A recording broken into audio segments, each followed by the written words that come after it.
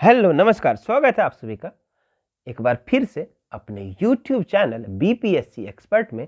मैं हूं आपके साथ शुभम कुमार और आज हम लोग क्वांटम नंबर के बारे में देखने वाले हैं। पिछले क्लास में हम लोग कक्षा, उपकक्षा, कक्षक यानी ऑर्बिट, सब ऑर्बिट, इन सब के या ऑर्बिटल, इन सब चीज़ों के बारे में पढ़े हैं। अब हम इससे आगे बढ़ते हैं और हम लोग देखने वाले हैं क्या, क्वांटम नंबर। पर वो देखने से पहले हम आपसे एक बार पूछेंगे कि क्या आप पिन कोड के बारे में जानते हैं क्या? ठीक है। दूसरी बात, पिन कोड क्यों बनाया गया है? ठीक है। क्या ये जो कोड है इसके पीछे ऐसा कुछ कोडिंग है क्या जिससे कि हम पता कर पाए कि आप कहाँ पे रहते हैं? तो इसका आंसर है हाँ। सर आप बाद में बता देना, पर ये बताइए कि आप ये अभी पूछ क्यों रहे हैं? क्योंकि जो क्वांटम नंबर पढ़ने वाले हैं ना, ये भी कुछ ऐसा ही एक नंबर होगा, इसी टाइप का होगा। ऑफ कोर्स ये सेम नंबर तो नहीं होगा, पर इस उससे हम पता कर पाएंगे कि ये जो इलेक्ट्रॉन है ये एटम के, परमाणु के अंदर कहाँ पे ये रहता है। जैसे कि अगर आपका हम पिन कोड किसी को बता दें तो आप ये सर्च करके बता सकते हैं कि इंडिया के किस कोने में, किस जिले में, कहाँ के आसपास ये रहता है। ठीक है ना। उसी तरह से देखिएगा, जैसे आपके सामने ये पिन कोड दिख रहा होगा। ठीक है, ये पिन कोड है। ठीक है, भारतीय डाक का ये पिन कोड है। देखिएगा, ये देखिएगा 6 डिजिट एक नंबर होता है जिसमें कि पहला जो डिजिट है ये इंडिया के किस रीजन में रहता है वो बताता है। जैसे देखिएगा, इसका 4 है, इसका भी एक नंबर का एक ये है, ये देखिएगा। देखिए, पहला जो है उसका नॉर्थ के लिए 1 और 2 है, वेस्ट के लिए क्या है तो 3 4, साउथ के लिए ऐसे करके। अब देखिएगा तो पहला जो बता देगा कि इंडिया के किधर पे, नॉर्थ, वेस्ट, ईस्ट, साउथ कहाँ पे है वो बता देगा। दूसरा, वहाँ का जो सब रीजन है उसके बारे में बता देगा। फिर है कि उस सब रीजन का कुछ सॉर्टिंग डिस्ट्रिक्ट देखिएगा। हम इसको डिटेल में आपको इसलिए नहीं बताने की कोशिश कर रहे हैं क्योंकि ये आप हम मेरा मकसद ये बताना नहीं है। ठीक है ना। मेरा मकसद ये बताना है कि इसका हम लोग कैसे उपयोग करने वाले हैं। हम अभी आपको पोस्ट ऑफिस के बारे में तो पढ़ाने वाले नहीं है। ठीक है, तो बस हम एक एग्जाम्पल के तौर पे देना और आप उतने पे ही लेके आपको समझना है। ठीक है, ना कि आप ये सोचने लगे कि पोस्ट ऑफिस कैसे काम करता है, वो नहीं जानना है। ठीक है, चलिए। फिर वहाँ के अगर मान लीजिए ये जो सॉर्टिंग डिस्ट्रिक्ट है, वहाँ के जो कौन सा पोस्ट ऑफिस है उसका नंबर यहाँ लास्ट में लिखा रहता है। तो अगर आपका कोई लेटर हो और उसमें एग्जाम्पल के तौर पे बात करें कि उसमें कुछ मिसिंग लिख दिए, कुछ छोड़ दिए, कुछ नहीं लिख पाए, तो ये जो आपका पिन कोड है ना, कम से कम जो आप जहाँ पे भेजना चाह रहे हैं वहाँ का जो पोस्ट ऑफिस है वहाँ तक तो आपका लेटर पहुँच ही जाएगा।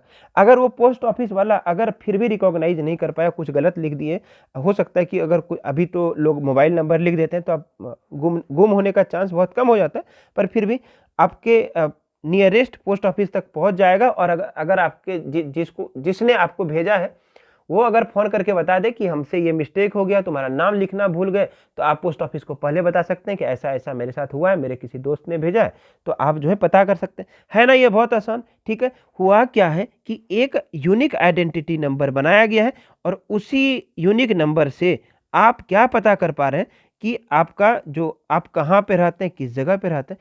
इसी तरह से आइए अब हम बात करते हैं कि ये जो हमने आपको कॉन्सेप्ट अभी बताया है इसका हम एटॉमिक नंबर चैप्टर में कैसे अप्लाई एटॉमिक स्ट्रक्चर चैप्टर में कैसे अप्लाई करेंगे। और टॉपिक का नाम है क्वांटम नंबर यानी क्वांटम की संख्या।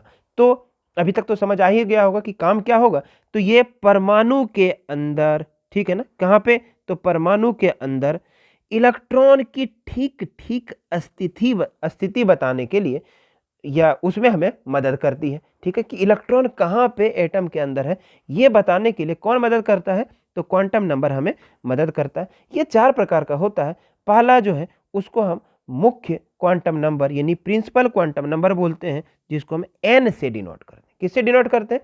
एन से डिनोट करते हैं। जैसे एक कोई भी परमाणु है, कोई एटम है, तो उसके अंदर का जो कक्षा है ना, जिसको ऑर्बिट भी बोलते हैं, सेल भी बोलते हैं, उसी को ये बताता है। ठीक है, मान लीजिए कि किसी का मान एन का वैल्यू 1 2 3 4 अभी तुरंत पढ़े ना, के एल एम एन होता है, तो सबसे कम क्या होगा? के लिए वैल्यू क्या होगा? 1।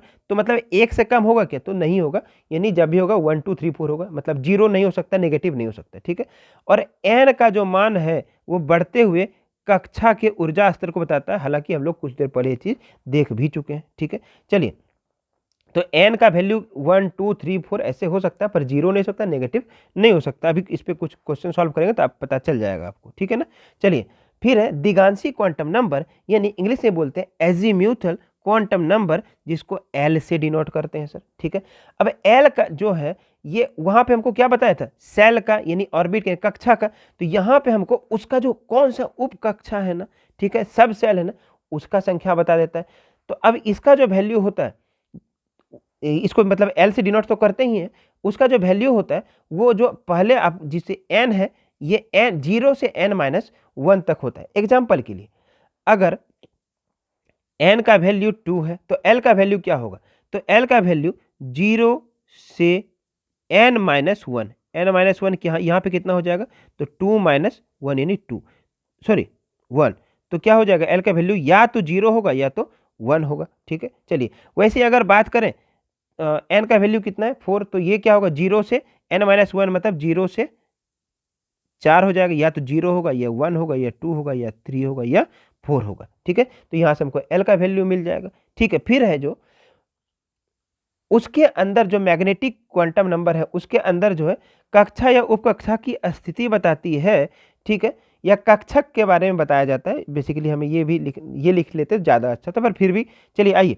तो ये जो है m जो है ये -l से +l के बीच का होता है। मतलब अगर मान लीजिए कि l का वैल्यू हम लेते हैं यहाँ पे, ये जो l दिया हुआ है वहाँ पे अगर 3 दिया हुआ है, तो उस 3 के लिए, ठीक है, अगर मान लीजिए 3 लेते हैं तो m का वैल्यू -3 से +3 तक, यानी -2 -1 0 1 2 और 3 तक हो। वैसे कुछ एग्जांपल दे सकते हैं। अगर l का वैल्यू क्या है, 2 है, तो m का वैल्यू क्या होगा, कहाँ से कहाँ तक, तो -l से +l तक, ठीक है ना।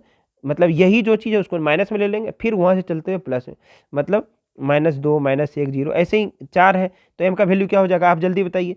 तो ये -l से +l -3 -4 -3 -2 -1 0 1 2 3 और 4 तक हो जाएगा, ठीक है। चलिए, फिर है चक्रण क्वांटम नंबर, यानी स्पिन क्वांटम नंबर s, ठीक है। यह इलेक्ट्रॉन का चक्रण बताता है।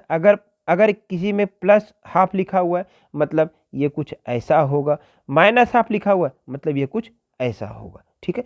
एक सेंस समझिएगा, हम जो आपको बता रहे हैं इस पे बेस्ड, इस पे हम लोग चाहते हैं कि एक क्वेश्चन देख लें। ये क्वेश्चन देख लेंगे आप, अभी हमने तुरंत इसमें ऐड किया, ये क्वेश्चन आप देख लेंगे तो आपको ये जो चीज़ है ये ज़्यादा क्लियर हो जाएगा, ठीक है। क्वेश्चन है कि निम्न में से किसकी संभावना नहीं है, ठीक है ना। क्या पहला है कि n का वैल्यू 4, क्या इसमें कोई दिक्कत है, नहीं सर, इसका वैल्यू जो है 0 या उससे कम नहीं हो सकता, इससे एक से ज़्यादा तो हो ही सकता है, ठीक है। एक बार सबका देख लें क्या फटाफट, इसका भी 2 है तो ना नेगेटिव है ना 0 है, इसका भी 3 है, इसका भी 3 है, तो कोई दिक्कत नहीं, तो यहाँ तक तो पास है, कोई दिक्कत नहीं। एल जो है, एल का वैल्यू क्या होता है, तो हम यहाँ से एन का कहीं हम लिख लेते हैं साइड में, आपको याद रहे कि एल का वैल्यू जो होता है वो 0 2 क्या होता है, तो n-1 के बीच में होना चाहिए। चलिए, तो अगर n-1 करें तो कितना, 3, तो 0 से 3 के बीच में हो सकता है, तो ये सही है। ये 0 से 3 के बीच में ये हो सकता है, तो 0 तो खुद ही है, तो ये सही। 0 से मतलब ये 1 के बीच में हो सकता है, n-1 2 से -1 किए तो 1 हो, तो 0 से 1 के बीच में तो 0 है ही। क्या ये हो सकता है, क्या 2 हो सकता है क्या, तो 0 से n-1 मतलब 2, तो इसके बीच हो सकता है, कोई दिक्कत नहीं, हो जाएगा। ये जो है l, ये क्या हो गया, तो -3, तो n का वैल्यू क्या -3 हो सकता है क्या, तो 0 से n-1 के बीच में अगर बात करें तो कभी भी 0 से नेगेटिव, तो यहाँ नेगेटिव तो हो ही नहीं सकता है, तो यहीं से गलत हो गया। इसका जो पॉसिबिलिटी था 0 1 और 2 था, तो ये हो ही नहीं सकता, तो यहाँ से क्या हो जाएगा, कौन सा गलत हो जाएगा, तो डी यहाँ पे गलत हो जाएगा। बाकी देखते हैं और भी कोई गलत है क्या, डी तो गलत हो गया, क्योंकि हमारा क्या गलत हो गया, ये एल का वैल्यू ये पॉसिबिलिटी नहीं है, ठीक है। चलिए, अब देख लेते हैं कि जो m है उसका फॉर्मूला होता है -L टू +L। देखते हैं ऐसा कुछ दिक्कत हो तो देख लेंगे फटाक से।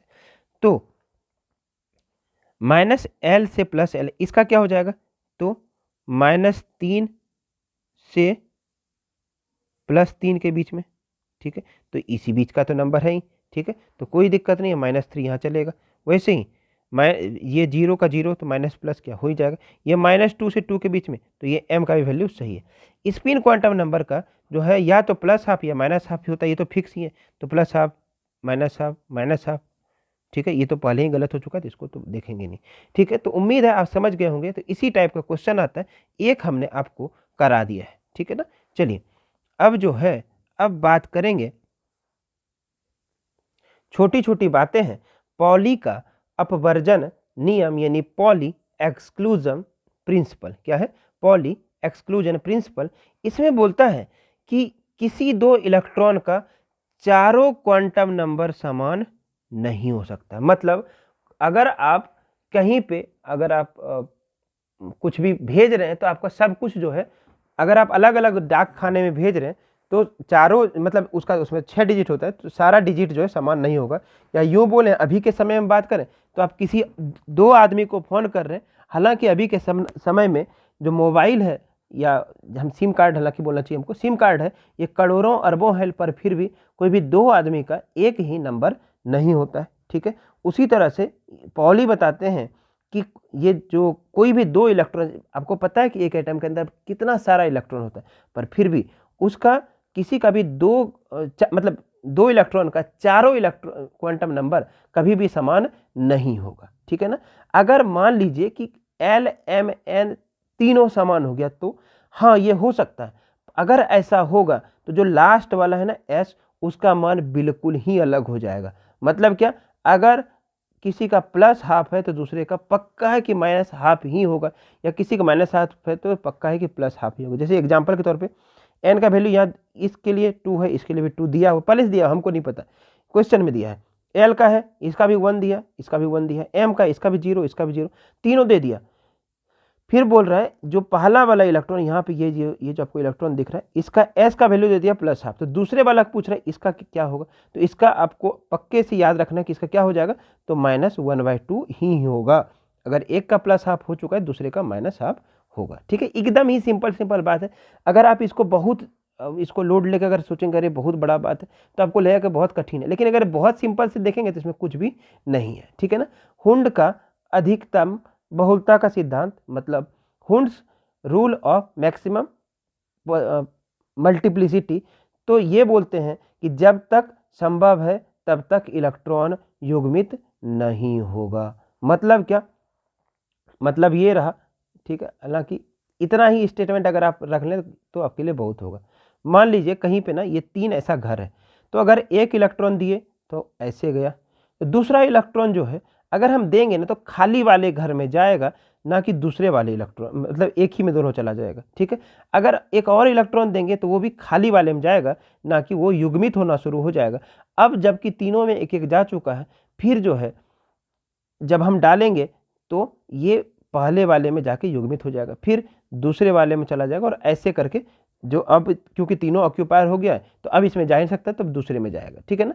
तो यही चीज़ बताता है, बहुत सिंपल बात है। हालांकि हम लोग का जो सिलेबस है 20 के अंदर का है, 20 के अंदर ही पूछा जाता है। बाहर हालांकि थोड़ा हायर पे अगर आप एटॉमिक नंबर पे जाएंगे तो वहाँ पे थोड़ा चेंज, इसमें कुछ नया नया रूल लगता है, कुछ थोड़ा तो चेंज आता है।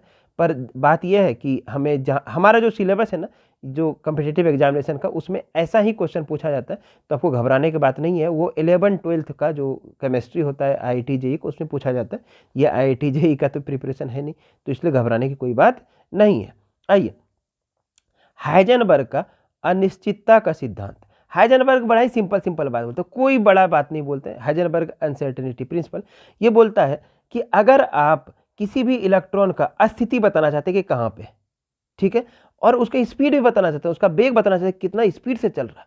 ठीक है, हालांकि वेग और वेलोसिटी अलग चीज़ है, पर यहाँ इस केस में हम यूज कर सकते हैं। ठीक है ना।